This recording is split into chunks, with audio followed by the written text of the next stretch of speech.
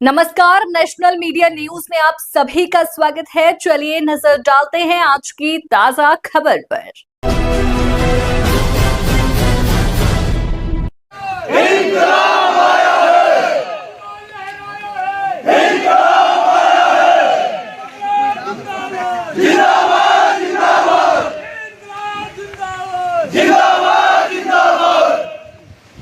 लखवाड़ बांध में श्रमिकों का विस्फोट।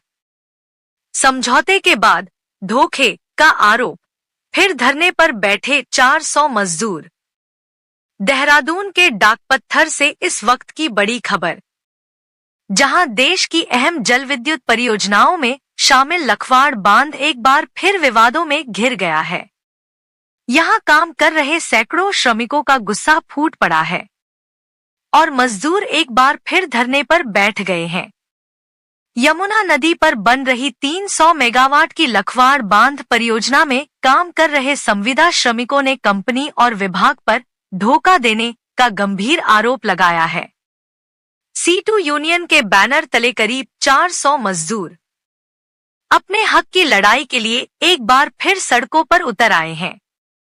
मामला तब गरमाया जब 15 मई को हुई बैठक में श्रमिकों की 11 सूत्रीय मांगों पर सहमति बनने का दावा किया गया था और इसके बाद मजदूर 16 मई को काम पर लौट भी गए। लेकिन 20 मई को जब समझौते का आधिकारिक पत्र सामने आया तो उसमें ज्यादातर बातें कंपनी के पक्ष में दर्ज मिली।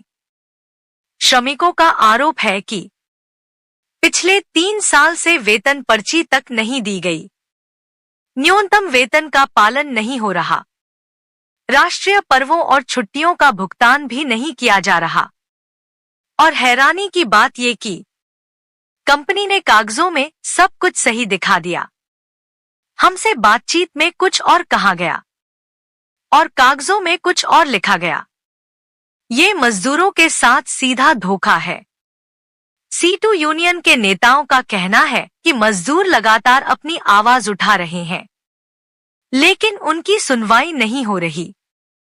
इसी नाराजगी के चलते 22 मई से एक बार फिर धरना शुरू कर दिया गया है।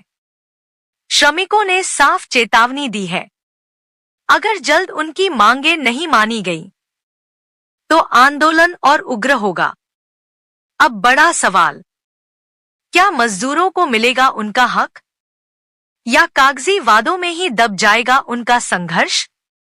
लखवाड़ में श्रमिकों का संग्राम, हक की लड़ाई या सिस्टम से टकराव?